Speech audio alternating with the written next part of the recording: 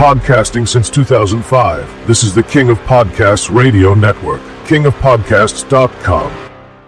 Time to open another installment of the Friend Zone Files. We're all a little depraved and debaucherous. Here is the King of Podcasts. Welcome to the program. King of Podcasts here with you on the third installment of the Friend Zone Files. It's an ongoing series where I am divulging stories of past encounters with girls that I never really got to go ahead and get that close to or to date necessarily, or to try to date, and things never worked out because there was a friend zone dynamic to it. So let me give you the backstory onto this before I get into the actual dialogue that happened here. So I'm not going to give her name. Of course, I don't give out any information. I keep it anonymous. All the information there is based on any of these girls I speak with. I'm going to tell you that the interactions between me and her happened between, let's say, 2009 to 2020.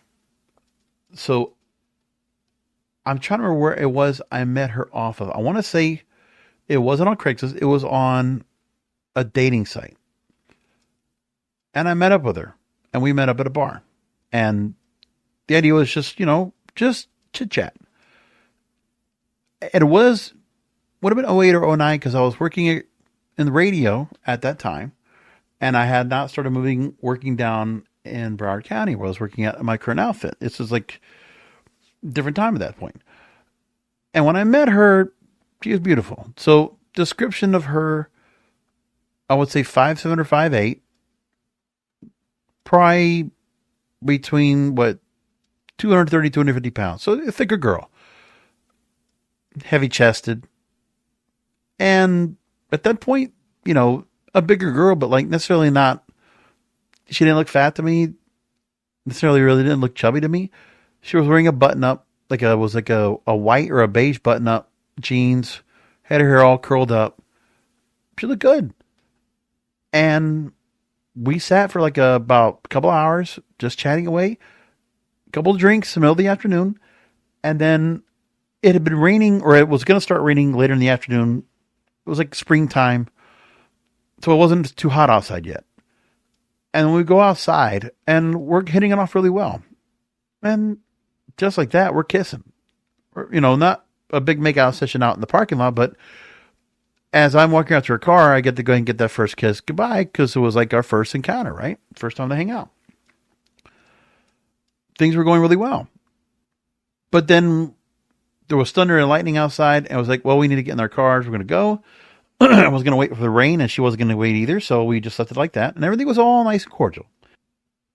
And then we just got into phone calls, back and forth. And for the next year or two, she told me about how she did have a boyfriend that she had met. I don't know if it was even before then or what, if she already was with him. And then the whole thing was, I didn't really get to know much about him, but they were living together. And she kept talking about how she was trying to find a way out. She says she was living with her sister when I first met her. But then she gets together with this guy and she's still talking to me. And I'm like, okay. And we're just talking, but I'm not trying to get with her because I realize she's got a boyfriend, but she wants to still get to know me, still talk to me. She sees me as an option to get out. I don't know what she thought she was going to get out of me in the first place, but she wanted to go and get out of it. And I let her just call, and it was random calls, every couple of months. And we would have talks, we would just talk and chat because we got along really well. For the most part, yeah, friendly, yeah, I talked about anything and everything. And we were just getting along really well. But there were just obviously things that she got from this guy in terms of lifestyle status and being kept up, just being provided for, because this guy was basically just benefactoring her. That's what she wanted. She wanted somebody to go take her, buy her nice things and supplement her income because she was very much independent. She was working as a 911 dispatcher. I will tell you that. So she had a good government job, paying job, law enforcement, and either which way, it wasn't like she was wanting to live on her own. She wanted somebody to be with. And then I figured out things why she was with this guy in the first place. Because the guy she was with, I was, between 350 and 400 pounds. I was at more or less at my highest weight. Probably around that spot right there. I got up to 415, and then I've dropped 115 pounds since. Still trying to lose more. But at that time, I was very heavy. And then we get to the point where I started working down in Broward County, and I was working in the office. And there was one day in the middle of the afternoon, she calls me, and we're talking. And then there's something about getting together. I forget what it was, but she was talking about she was going to go and leave this guy that she'd been with for years, and was vague about why she was going to do it. But she was like talking to me again. And I was like, I'm not interested in this. Like, I don't want to be a part of this thing right here. I don't want to be any third leg in this all here. And, I just have an interest. Like, you come and talk to me, and we're like talking, and like, I'm interested in you, and I like you, and I'm attracted to you, but we're not going anywhere with this. Like, I'm tired of this. Because when I was down in Broward County working down there, I had started meeting girls that I was getting to meet randomly, whether I had a Craigslist ad or I had other ads out there. And I was meeting more girls in Broward County. I don't know. It's just like the dating market was much better there. And there was a lot more things I could do because there was a lot more singles I met, or just more women that I could find and get together with. And, things were just different down there. And then we got to the point where that last call I had with her in the middle of the day at work, I blew up on her, and I was scorched earth on her. I went after every expletive as possible to get her to stop talking to me. Because I was like, okay, I don't want to be friends on this anymore. I'm tired of this whole thing because she's hanging on to me, and I don't know why, but there's something wrong with this, and I just want to get out. And I don't want her to call me anymore. I don't want to block her number. I just wanted to make sure she never called me again. So here's what happens. Fast forward to 2011, I guess it is? Oh, to 2012, excuse me. When I get together and go out, I was already going down to Broward County to go out for things in terms of like for work. And then I would go out to go hang out with people and this and that here and there. And then I got to the point where I started going to some parties that were going on down there. There was a club, like a group that initially was on Facebook, and I think it was somewhere else too. And it was a group for big, handsome men and big, beautiful women. It was a plus size club. And they did a thing where there was this girl and guy that they were throwing together parties every month. And of course, they would ask for like dues, whatever, like your cover charge, and they would get whatever they needed to go ahead and get the party together. And they found a club down in Hollywood. So not too far from the Hard Rock Casino and Hotel in Hollywood before it was even open, right? They found this bar that you could go and do and have a club night, whatever. They have a DJ there. They have drinks. And, it was all these bigger people that were all getting together. I thought maybe I could meet somebody out of that. And I didn't realize it. I had gone a couple of times to one of these parties before. But what happened is that I ran into her again with the boyfriend, this same guy she had been on and off with. I didn't meet him, but she ran into me. I wasn't even looking. I see her. She's wearing black pants and a leopard print top. She's got her hair all pinned up. She's been drinking. The boyfriend's been buying her drinks. So she told me, I remember you. And she recognized me. And I remember this was after the party was over. It was like 2:00 at night. They were closing up the bar. And she sees me outside. She's waiting for somebody. I guess she's waiting for the boyfriend to bring out the car. And she sees me there. I was like, oh, okay. And then she's talking to me. She's like, you were mean to me last time I talked to you. I was like, well, I'm sorry. Things got hot. Whatever it was, I didn't want to have any kind of regrets or kind of grudge. I was just like, I let things go. So she already had my name, and she reached out to me and has said, hit me up on Facebook. I said, okay. So I wanted to be friendly again, because at this point I was like, well, look, I'm not going to worry about friend zone thing. I made it clear I'm not interested in her that way, but we started talking, and I sent a message to her and said, it was awesome running into you Sunday. Let's catch up. You should have my card. Take care. I just wanted to do small chit chat. And she asks, promise not to be mean. I said, never again, I swear. So it was always about like, what am I doing with dating? What am I doing with myself? And so like, I told her, she decided to go ahead and stay with the same guy. And she wanted to know how I was doing. It was like everything got back the way it was. But now I have all these Facebook messages from all in the past from what I did to. And since I talked to her, I talked about like where I was with my new job and I had been traveling and all. And, things were okay. I'm married to the job. And then I remember she was trying to hook me with some of the friends that she knew from this club because she was much more involved than I was. And she talked to me about like how I was doing with the club in the group in there, about who to meet, whatever. And she said she was going to talk to some people for me, whatever, like a couple of girls that she was thinking I would stand out good with. And I mentioned that at these parties, it's like every other nightclub. I said, the women stick together in groups, and it was always a problem where like people didn't really get together. It's those kind of things that happened. And I told her that from the very beginning that I wanted a woman that looks at me the way that she does.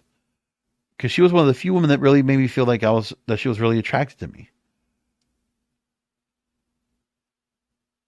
And I told her that she was really easy to get to know, easy to talk to, and be around and be very affectionate. Well, what I found out about her changed everything. Because then I started getting to know about this girl. And the reason why she was with the boyfriend in the first place, because in our conversations, we started catching up. And I realized, first of all, the guy that she's with is a bigger guy, much bigger than I am.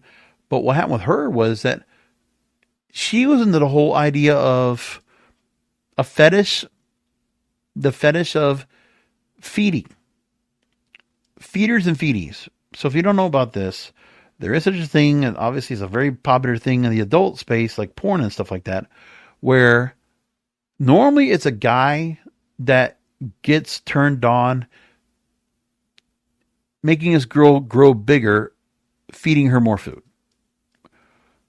And there's quite a few girls that are online on some other sites out there. There was sites that you can go find. There's one called Curvage that really does go into that kind of route, where there's guys that will have their girls showcase themselves for content, getting fed, getting well fed, and like eating and gorging on like a mukbang of whatever food you want.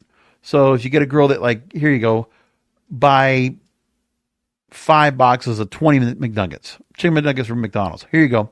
And this girl's going to go ahead and sit down and have 100 McNuggets, have a couple of orders of fries, milkshake, whatever, and then she'll just go at it. Or she might go ahead and just get a whole pizza and eat that there, or eat a whole cake, or whatever it is. This girl's doing the other way around. She was the feeder, but she started getting bigger because of him, because of the food they were having. So she enjoyed getting a kick out of making him get bigger and bigger and bigger. Then she started talking about that with me because she got comfortable talking to me about it. I was like, I'm not interested in that. I'm trying to lose weight. At that point, I had already realized my diagnosis. I was diabetic. I need to get myself out of there, kind of change things up. And I changed. Then she got to a point where she moved out of this guy's place and moved into her own place. And that's really when I started talking to her a lot, because then she was just on her own. And she talked about, hey, why don't we go out and do a weekend in Orlando? Why don't we go and hang out here? Or just like come meet me over when I'm not working, because she was working a lot at her job. The 911 thing was like, 6-7 days a week? So it depends on what she was going to be able to do when she had time. But she never had time, she would basically say. Always something going on. And the one thing was I didn't care about was with her, I didn't care about what I was saying about the girls I was dating or I tried to get together with, because she knew about a lot of the girls I was talking to. I even said like, oh, I'm trying to do some devious scheming to find a girl. You would be ashamed of me if I told you. So I would do tongue-in-cheek stuff and talk to her, And then she would tell me like, oh, there's these single people that she would meet at these parties or whatever. Like, you want to come back and do it? I'm like, no, I'm not really interested. And the thing was, we were just like talking back and forth. It was just, there was a lot of changes that happened in the middle, right? Like it was always that we were just talking like it was just talk, just to catch up like old friends. And that's all it was for years. And it stayed like that. I'm looking right now, all through 2012, it would just be like random back and forth. We'd ghost each other, come back and talk again. And all this kind of stuff was going on. But then she continues to go on and get back with this guy. It was always something about that. But I didn't care. Like, it was just like, okay, this is just some Facebook thing going on, whatever. We're just talking. I remember there was a part where I talked to her 5 years later, 2017. And she randomly tells me, hey, you want to disappear with me in Orlando at Universal for a couple days? So her idea was, yeah, like I'm supposedly going to get a chance to go and like hook up with her in a hotel while we're there. But the truth was, I know she wants me to go to Universal with her and like finally like have a gateway to like get me in to go and hook up with her, spend money on her. Cause I'm saying she's probably wanting to go up there. I don't know if she even has tickets to go to this or what, but like she wanted some idea. And I said, no, I'm trying to do something around the holidays. And I just kept telling her something else. So I was like not interested. And I told her, she was asking about, how's my dating life? And I was like, well, online dating's dead. Just about the same for regular dating. Story of my life. And I told her, can I clone you without the big shopping habit and the glamorous lifestyle? LOL, no offense. She laughed at that. And we talked about like, if she would set me up or I would set her up, whatever, like all these different things. Then she had a problem where she got hurt at work. And something happened over there and like, things just got it changed. And then we started meeting up again at these events because it was like 5 years later, they started these events once again. And I saw what was going on. It was like kind of funny and all, whatever. And I mentioned I'd gone on vacation. Things all changed out. That was nice. Then I went to the Dominican Republic. Told her I opened up on my sexual relations, finally tried the blue pill, had sex like a man. And I was one of the few girls I told about my trip to the Dominican Republic where I was like fully having fun over here. And then she's asking me, when do you fill your script here? So like just being foolish. And I remember talking to her at one point, just saying, we're like with every girl, always like to make them feel like, more beautiful than they might feel themselves. Like there's the insecurity issues. I don't like a girl that feels insecurity. I always feel like they want to change up. So I talked to her about that when I saw her, this is like 6 years, 8 years later, I want to say. I sent a message to her in 2018. This is after one of the events, and we're catching back up. And I mentioned to her, like, you still look like the first time and last time I saw you, you look that way. You still look good. And she's mentioned she has a bad memory. You said, so you just mean I'm just a confident fat girl. I actually wrote down here, she wore a brown button-up and jeans for the first time. It was your sister's. The buttons up top kept popping off because of your chest. And I mentioned that about the time I met with her because I met up with a friend of mine that I hadn't met in years and reunited with him over there at the same spot I saw her at for the first time. And I just recollected, right? And so we just kept talking. And now she at that moment, she was in 2 years on workers' compensation. And she just lived off to that. And then obviously something happened with work where we were right up on COVID. And everything just changed. And I remember at some point, both of us also like changed up our weight because once she got away from this guy, she dropped weight, I dropped weight. Just all kind of happened. That's all good. And I told her in 2019, this is August, I told her for myself, I dropped close to 100 pounds. So I was like working on myself, a lot of self-improvement at that point. Working on the projects, reading up and studying on improving myself. And that was when I was really going through my reflection phase that I talk about now. And I really just spurt out here on this program. She tells me, I don't know why you've always been so handsome to me. Nothing wrong with working on your spirit. She took a picture of herself recently that she changed her hair color, just doing a little bit different. And I said, I always thought you looked gorgeous. And then she makes a point and says, I know, but you never made a progressive move on me. So I took it as you were not interested. And then I told her, you told me not to, but you would cost me a lot of money. And then she tells me, LOL, I'm just like any other girl. I like to be spoiled. But she really did make that part. And you said I would have to pamper you a lot. She says, but that's not just financial. I would treat you like a king in return. And then I said, how? I thought the financial part would have been the issue. She says, how so? I say, I thought you'd like to glam yourself up a lot. And then she asks, you don't give gifts or do things for someone you're dating? I said, you said that your ex spent everything to put yourself together. I had the thought in mind that you would have wanted your hair, nails, makeup, accessories, and all covered by me, along with the gifts and things you do for someone. I did make a move on you for the first time I met you, but you had a thing called a husband. And I forgot, she said it was a husband. So she was married to him. And then she writes, I think it's easier for men just to give their women an allowance because guys can be bad at picking gifts, LOL. Then she said, and then I say, I got jealous and then we didn't talk and then I apologized. Then she tells me in 2019, this is again, almost 10 years later from when I first met her, I'm now divorced officially. And then I told her that I'm not a gift giver. I'm not a good gift giver. And then she tells me that, she's making fun and just being cute. Like I was talking about clothes and she's telling me that she's naked. Always likes to call me handsome, by the way. Always likes to call me handsome. And then there's another time we meet up again, and this is right before COVID.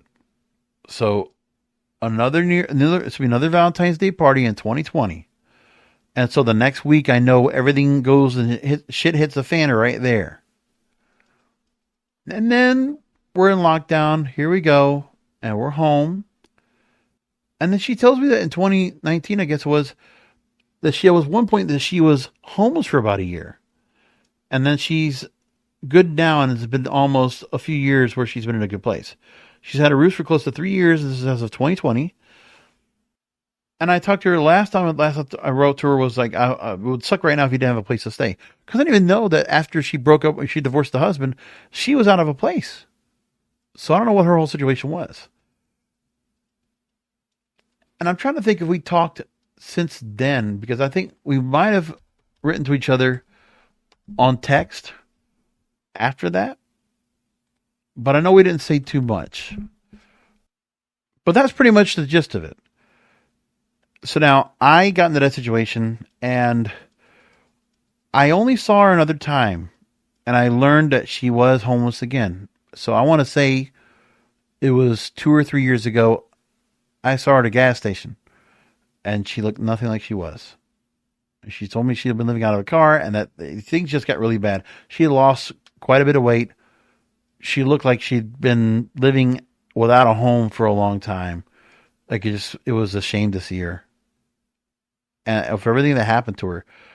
But when I go through and I try to reflect what happened with her and what happened to us when I went through it, one of the things was that, it was the feedy thing that she wanted to have with me. But at the same time, she also wanted somebody to go and provide. Like, the way she was, her manners of just being making me feel very attractive for being a bigger guy. That didn't contribute to me at all because I need to go and lose the weight because I was not in my best shape. And, I might still be attractive, but I was in bad shape. Like she could have easily put me into a bigger size and who knows if I'd be alive after all that. So it could have been just dangerous to be in that part in the first place. But more importantly, talk about a friend zone. She was married the whole time for more than 10 years. And I don't know what she was doing with me at all and why she would keep in touch with me and talk as we did. But that was her thing. And I'll never get why, how I let myself just get caught up in all that because it was just no good for me. Spending time with her and getting to know her did not do me any good because it was just so much about it that was just wrong. So better off that I did not get with her or get anywhere involved because it just wasn't good. I'll never know what happened to her and what's going on with her since, but it was a big mess. And she's been basically out of the limelight for a while. Like, I don't know if anybody talks to her at all or says anything to her, but it's all been kind of quiet ever since. She enjoyed doing the bashes and getting together with friends and all. That was all nice, but like, otherwise, everything else when it came to her, it just all changed. And I'm like, well, I'll never get the whole deal about why she got to where she was. Because I don't ever really think I ever talked to her about her past and like what brought her to where she was in the first place. And I think about what she went through with the guy she was with, because the other part was that she was also into guys where, like, when they're bigger guys like this, you know, there's all these health complications. It's like, you know, you're going to contribute to the guy's bad health. It tells you, like, is that really showing me that you really care? And it's not. But this is what she did. This is how she felt. And she definitely had a big thing about being confident and being fat. And like, that was really her feeling about it, which that's fine. But like, that was the part where I didn't care. I just thought she was good looking anyway, period.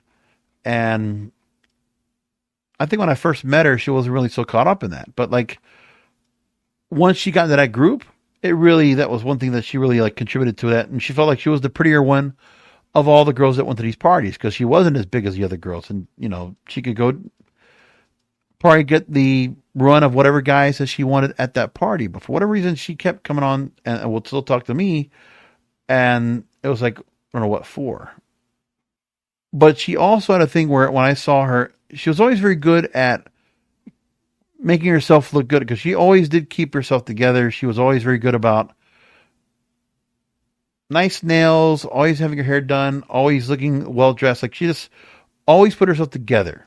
But the one thing was that when she was with his husband, I don't know, man, it was like a whole lot of change. By the way, the guy that she was with, he's lost a lot of weight. Like, he's nothing like the guy he was before.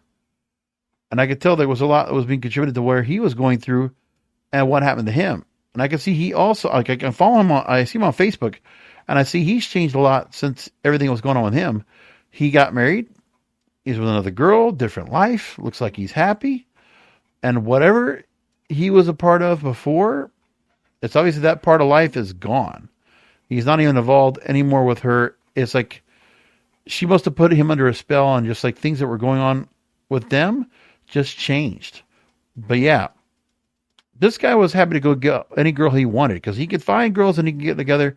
So I could tell he wasn't worried about, like, you know, hooking up with girls. He had confidence he could go ahead and find what a girl wants. That's why he got with her. But she was not contributing well to him at all.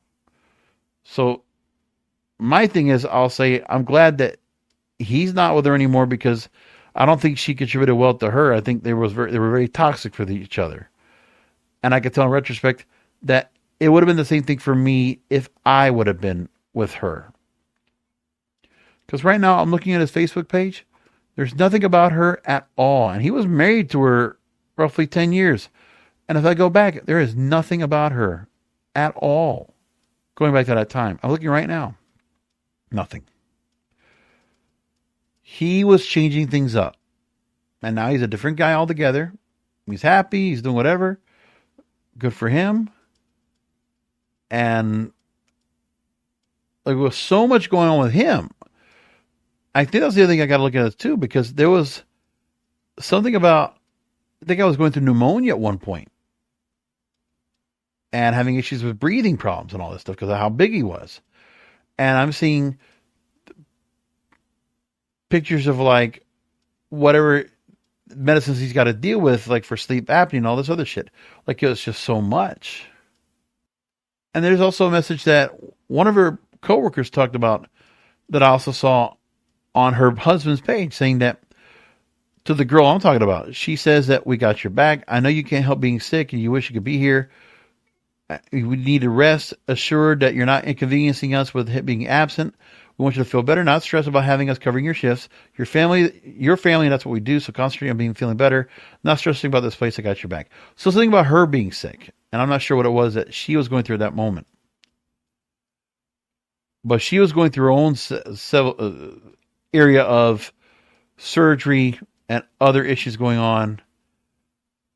And yeah, when I knew her, I don't know if she was engaged or she was married, but I could notice that they got married in 2013.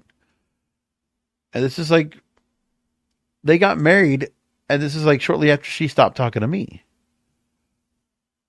I'm not sure what to think about all of this, but it's like, you know, I gotta say, I think the Lord above actually was on my side and was actually watching out for me, because the truth is, probably wasn't going to be a good idea for me to go and get with her in the first place. And for me, it's one of those things where, once again, I always do something to kind of self-destruct. And I did that with her. And so I was never going to get together with her like I did, even though she treated me nicely, at least at face value she did. But I could realize, in retrospect, she wasn't going to be good for me. She was going to be toxic. She might have been fun to be around, maybe a good lay, but I don't think it was anything more what it was going to be. Like, I don't think it would have been that. Probably better off that it wasn't. But I haven't heard from her again, but I hope she's doing well. And I hope she's found her way back to where she wants to be in life. And, you know, somebody else has found her love, because obviously her husband found love. And, you know, I'm still in the same place as I always have been. Things don't change over here. I'm just doing this show right now just to kind of reflect back and, you know, appreciate where I'm at right now, and hopefully change things up. But in the meantime, I'll be back here doing another show next week, and I'll be the same as I always am, depraved and debaucherous.